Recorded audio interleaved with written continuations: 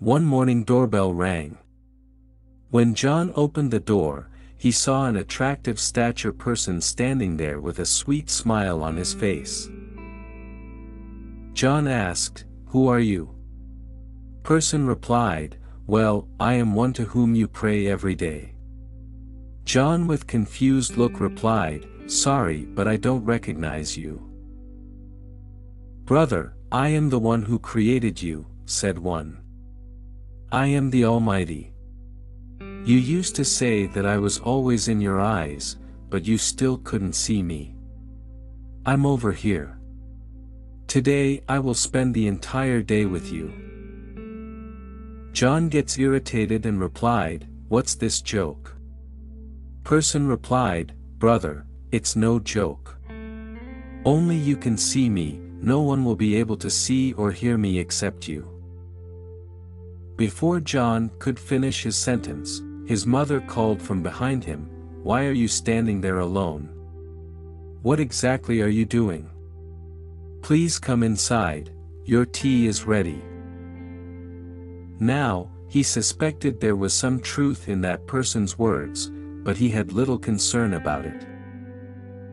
He and his mother entered and sat on the chair, and the other person sat beside him.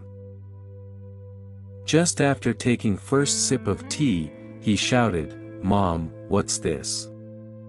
So much sugar."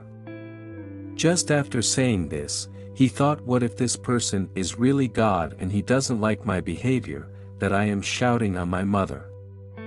Thinking this, he calmed down his mind and thought to himself, "Today you are in sight of God, be more careful." That person now followed John wherever he went.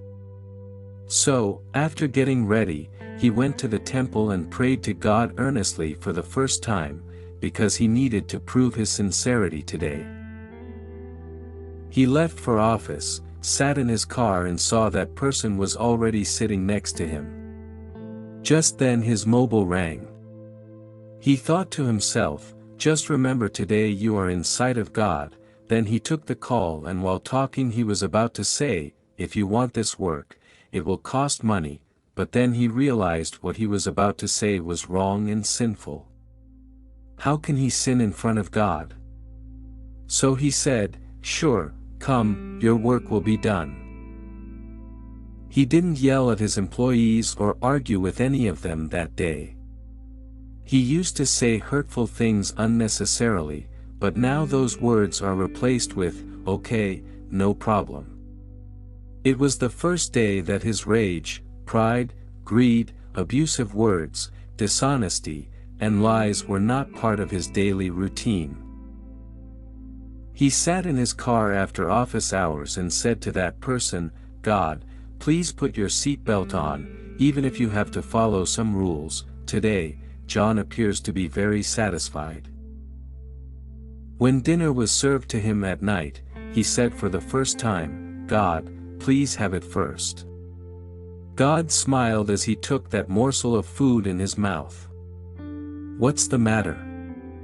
Mother asked after dinner. "You didn't make any food complaints for the first time. Is the sun shining today from the west?" He replied, "Mother, today the sunrise has happened in my mind. Every day I used to enjoy only food, but today I have take prasad, and it lacks nothing." He returned to his room after a short walk and rested his head on the pillow. Then God gently placed his hand on John's head and asked, "Today, do you need music, medicine, or a book to help you sleep?" John's deep sleep was interrupted by a slap on the cheek. "How long will you sleep?" his mother asked. Maybe it was a dream, he thought. That day he understood, God is watching, everything will be all right. Even a thought in a dream can open your eyes.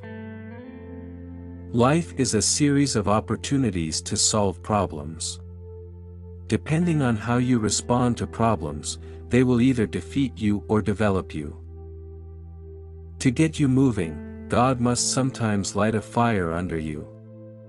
Problems frequently point us in a new direction, and inspire us to change.